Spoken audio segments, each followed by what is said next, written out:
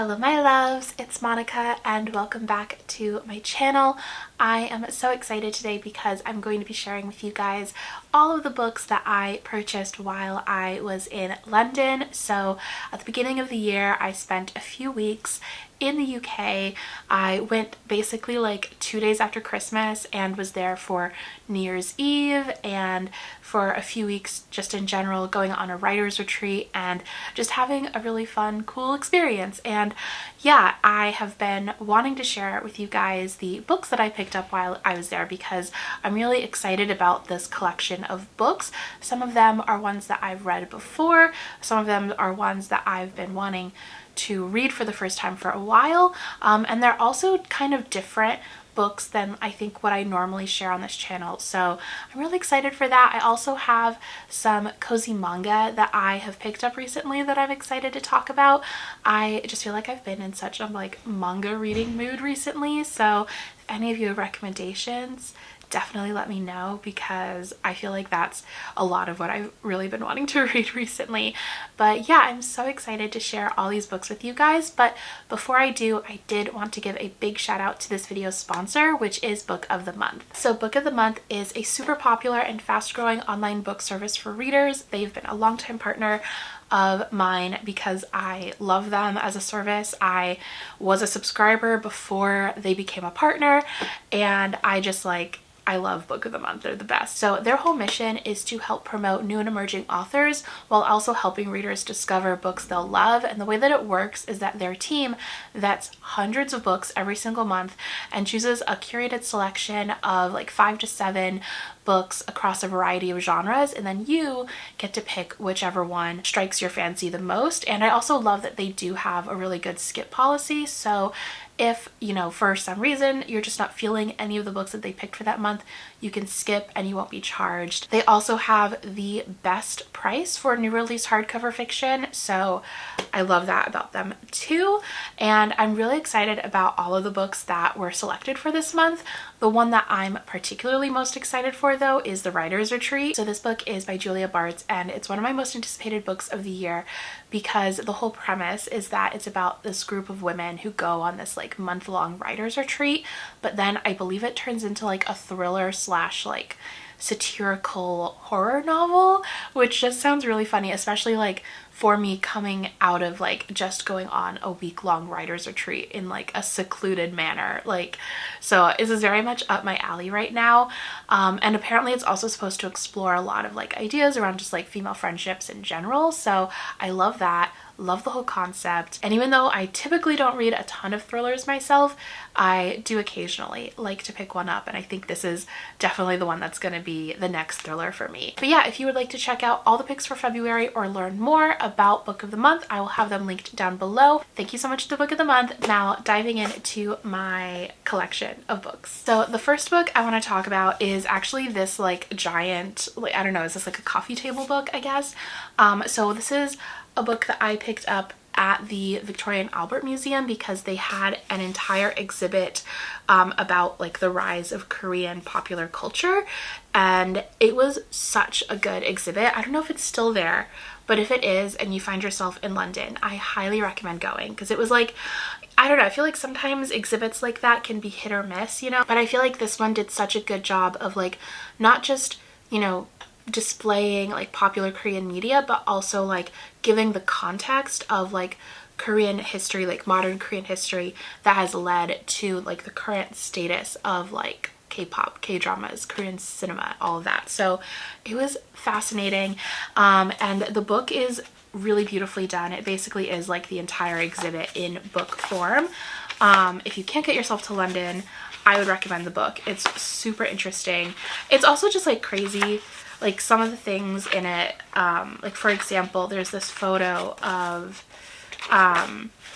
Korea, this one right here, and this was taken in 1978, which is like around the time that my mom left Korea. And it's just crazy to think like that's the Korea that she left and the Korea that like exists today, and how like starkly different that is. I'm actually really excited because I'm going to Korea on a trip with my friend Reagan that we're hosting, and a bunch of other people are coming with us, and I'm really excited. I think that's going to be so special. But before that, I'm also going out with my family, and it'll be the first time that my mom has been back to Korea since she left in the 70s. So yeah, it's going to be a really special experience, and I think seeing this exhibit really like put that into context for me, and it just like makes me really excited for all of it. So anyways, I love this book. It's beautiful. It's like, it is just like stunning. Like the design is great. So how to talk about that first. So I didn't do a ton of book shopping when I was in London. I tried to like really keep my like collecting of books to ones where like I was really just struck by the covers, because obviously I can buy books here in America too.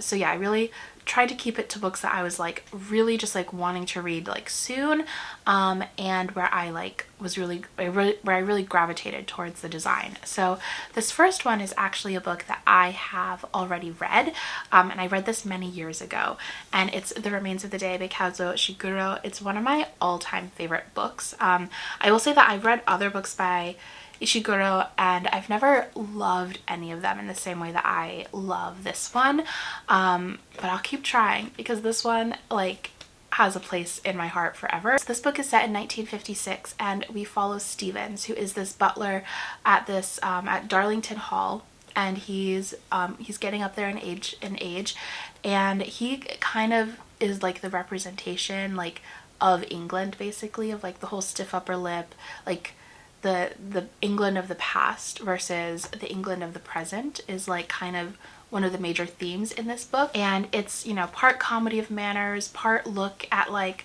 just like the shift of England that was happening at this time period, and like the whole death of the empire kind of thing. And it's just so good. It's such a human book at its heart, and I feel like it both is like funny but also just like so sad, because, you know, Stevens has always like very much kept to this very like stoic way of life, and has really prevented himself from doing a lot because of the like duty that he feels like called to. But I actually read this book many years ago when I was studying English in London, and this is a book that I spent a lot of time like really like dissecting, and I haven't touched it since. And I remember loving it so much, and it's always one that I think about like every once in a while. And I lost my copy a while ago, and I just loved this one. There was something so striking about it. I loved the yellow. So I decided to pick it up because I've been wanting to revisit it for a while now, because again, I haven't really loved anything else by Ishiguro as much, but I loved this book, so hoping I still love it. Next, I have Queer by William S. Burroughs, and I actually picked this up I think the day that I was like at the bookstores at Waterstones. This had just been announced that it was getting adapted, and that Daniel Craig was going to be starring as the main character. So I heard that and I was really intrigued. This is also just a book that I've been meaning to pick up for many years, as it is sort of like a key part of the canon of like queer literature in general. So Queer was written in the 1950s, but it wasn't actually published until the 80s because of its depiction of gay men. And it's supposed to be like part autobiographical self-portrait and like part political commentary, and we follow this character who is like part of the American expat scene and his like obsession with another man. I did have a phase, I think this was before I started my like YouTube channel and stuff, but I did have a big phase where I read a lot of authors like sort of in these circles, a lot of Ginsberg, a lot of Kerouac, and I loved their work, and I just never got to Burroughs, so it was something that I've been meaning to do for a really long time. I do think I am happy that I'm reading this later on in life though, because when I was reading those books initially, I did have a tendency to really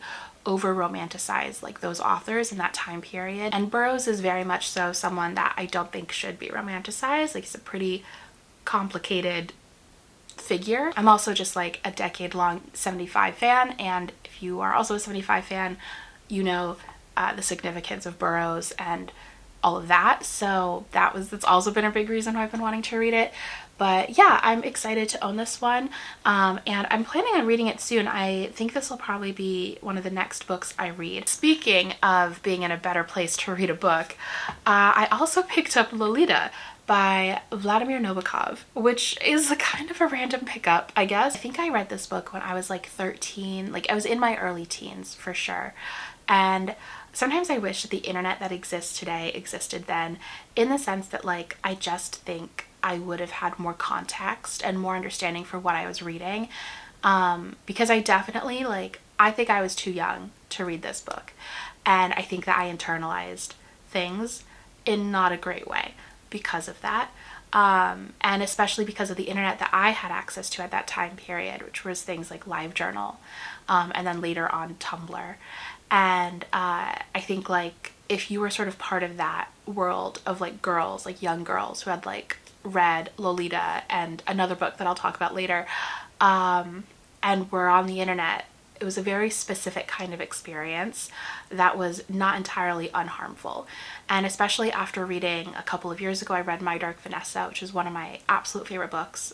Definitely look up trigger warnings for that one though if you're interested in it. Really had an impact on me because I could tell like in the author's sort of acknowledgements and in the book itself that like she had a fairly similar like experience with the internet and with a lot of these kinds of books too, and so I just felt a lot of like there was just a lot in that book that I really related to. I don't really want to go into it all, but anyways, I since then have been wanting to reread this one from like my current mind and my current eyes, and so that's why I picked it up. If you're unfamiliar with Lolita, it is a classic. It tells the story of this really gross old man who basically grooms and abuses this very young girl, but it has this prose that is like very stunning, and it's almost like I would compare it to like a horror film like Midsummer, where everything is really bright and beautiful, but it, because of that, highlights the horror of it even more, and highlights the grotesqueness of it even more.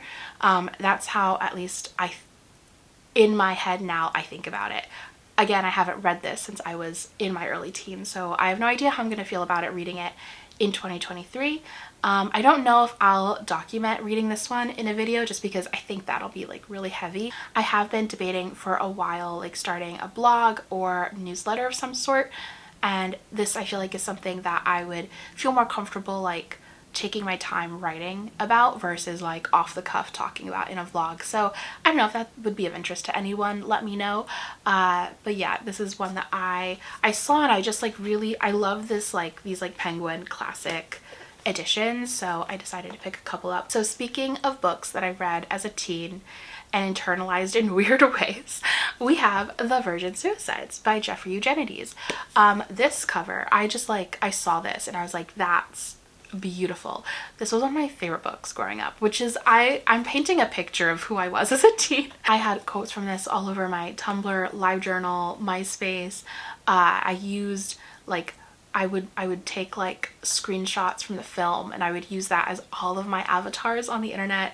I loved this book so much as a child, and as a young adult. This book is about these 5 sisters who all took their lives, and it's from the perspective of these boys who were all like in love with them, like obsessed with them.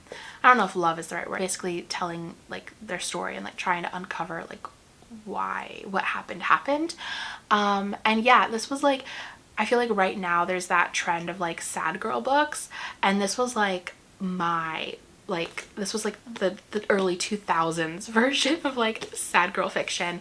I am happy that like today's sad girl books are actually mostly written by women, because I am recognizing that a lot of mine were written by men. Okay, we're finally moving on from classic literature written by men to one written by a woman, and that is Sarah Waters' Fingersmith. And I have been wanting to read this book for years, absolutely years.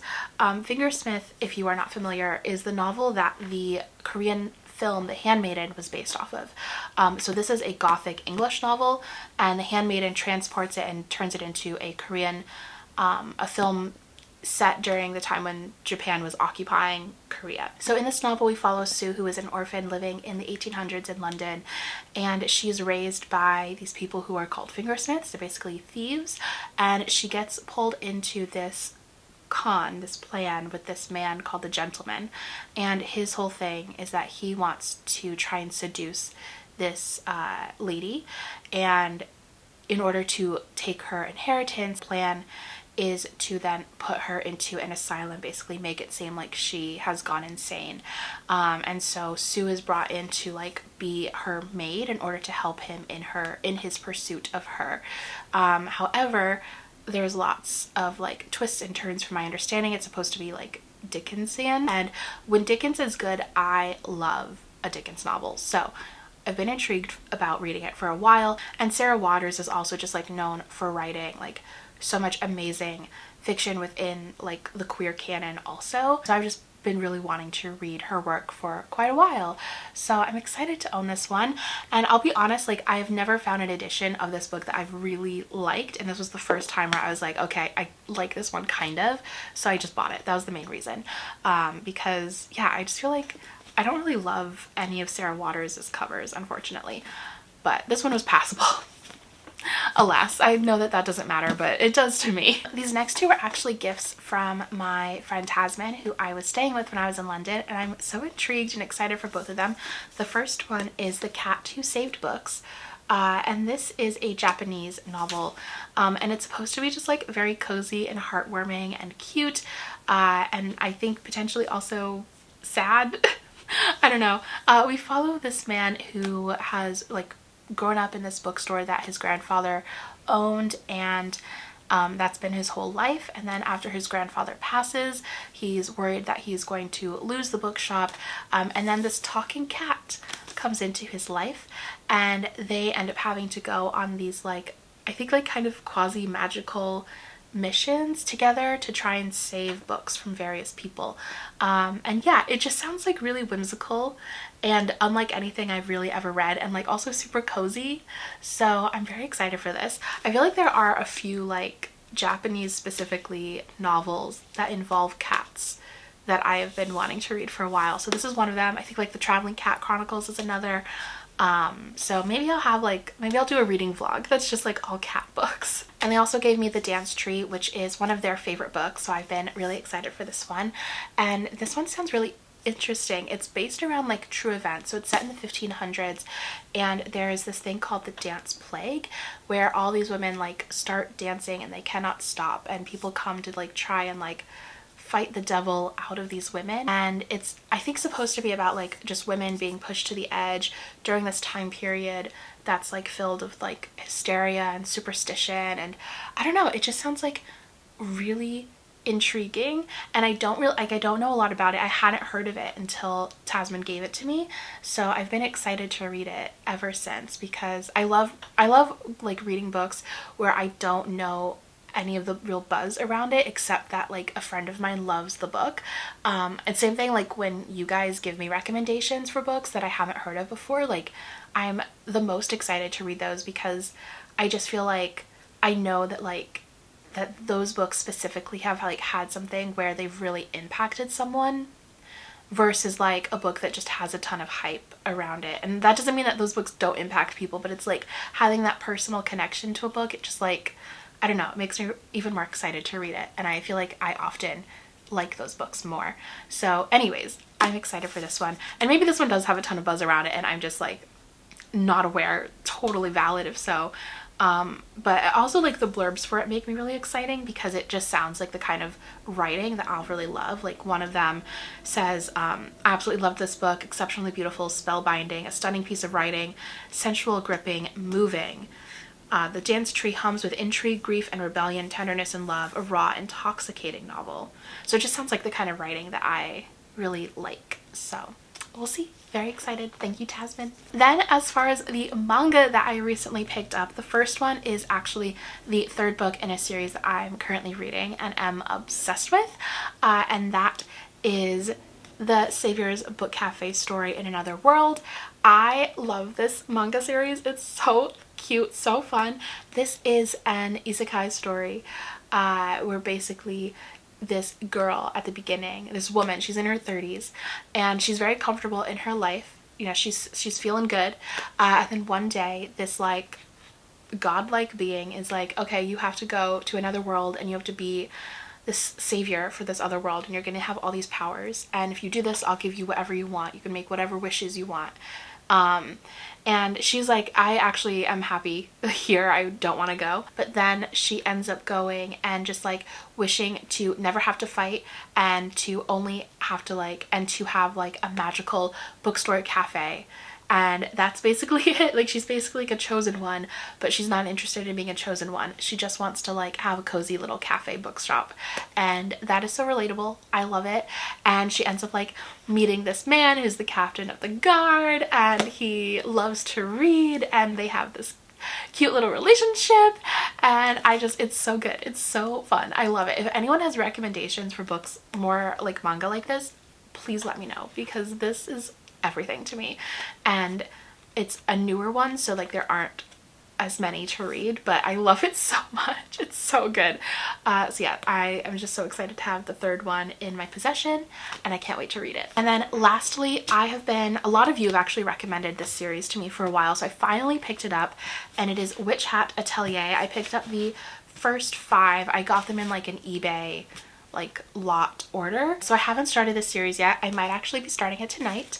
But in this book we follow Coco, who wants to do magic, wants to be a witch, and she starts teaching herself magic, but it kind of goes awry, and that her like magic going awry basically sets her on this like adventure story. So that's kind of the gist that I have of this one, and it just like, from what everyone has been saying, it just sounds super like whimsical, magical, fun, cozy, like everything that I want in manga right now. So I'm really excited to read it. I do think I'm gonna read this tonight because I'm just super hyped. So yeah, and hopefully I like it, because I did buy 5 of them, but it always sucks when you buy one and you love it and you can't continue immediately because you get through one so fast. Anyways, hopefully I love it. But we'll see. So yeah, those are all of the books that I've recently picked up. I would love to hear from you all. What books have you been picking up? What have you been reading? Have you read any of these? Are you excited for any books that are coming out soon? I'm actually currently reading Blood Marked by Tracy Deonn, which is the second book in the Legendborn series, and I'm really liking it so far. I actually don't know if I ever hauled this one, so I also got Blood Marked by Tracy Deonn. Yeah, I'm really excited for this one. I like just started it and it's so good so far. I love the series. It's so fun. If you haven't read the series, it's phenomenal. Like, if you love good like angsty dark academia, YA, like, paranormal kind of stories that also have like real emotional depth to them, like, you gotta read this series. It's so good. Anyways, that is my book haul. I would love to hear again from you all what you're reading, what you're hauling. Let me know in the comments, and thank you all so much for watching. Thank you Good to Book the Month for sponsoring this video. I also have all of that info down below. But yeah, have a wonderful rest of your day, and I'll see you next time. Bye!